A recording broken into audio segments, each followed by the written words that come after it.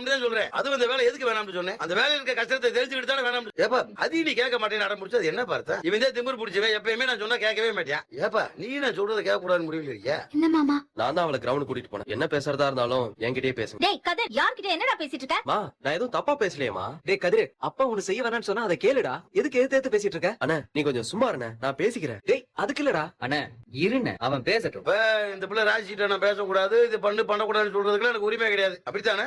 இவ கிட்டன்னு இல்ல, யார்கிட்டயுமே நீ இதை பண்ணி இதை பண்ணாதான்னு எதுக்கு சொல்லணும்? அவங்க இஷ்டத்துக்கு என்ன பண்ணணுமோ பண்ணிட்டு போட்டுமே. நல்லா இருக்குடா கதை. அப்பெல்லாம் விட முடியாதுடா. வீடு இது குடும்பம், எல்லாரும் சேர்ந்து இருக்கிற இடம். இல்ல குடும்பத்துல ஒருத்தர் தப்பு பண்ணா எல்லாத்தையும் பாதிக்கும்டா. நீங்க யாருமே தப்பெல்லாம் பண்ணல. என் பேச்ச கேட்காம ஓட போனது தப்புச்சான். அதை நான் சொல்லத்தான் செய்வேன். அப்போ அத என்கிட்ட சொல்லுங்க. கதிரு, வம்புக்கு எடுக்காத. அப்பா கிட்ட மரியாதையா பேசு. இடுவோமதி இவனுக்கு திமுறின் அக்கல் எல்லாம் கூடி போச்சுல, ஒளிப்பேறி போச்சு. நான் சொன்னதுக்காக நாளைக்கு ஒரு நாள் மட்டும் போக மாட்டாரா? ஒண்ணு போட்டா தெரியும்டா. ஏய் சும்மா நாளைக்கு நிறுத்துறதும் நீங்க சொன்னதுக்காகலாம் இல்ல. நானும் ராஜியும் ஒரு கல்யாண வீட்டுக்கு போறோம். கல்யாண வீட்டுக்கா?